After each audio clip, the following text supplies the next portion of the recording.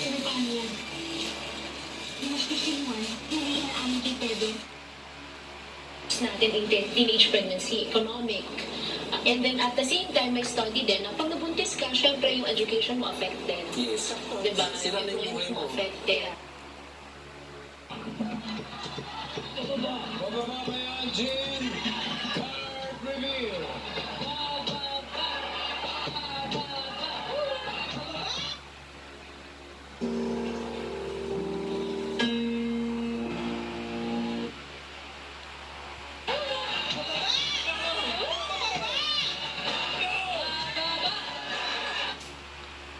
Zaki again. It's only love.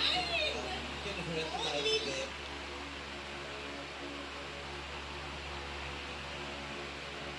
Yan yung mga repeat pregnancy. Yung pag pinagsama na, yung anecdotal data ay pag Saan pinahak nating landas dahil doon? Totoo, magkakampi pa. Ang Dominic. Quezon City po. Sa Batasan.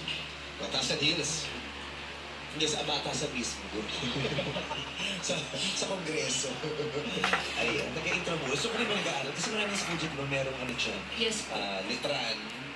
Uwa po. Oo, Lysico. May pagtugon. Para naman po sa inireklamo, bukas po ang ating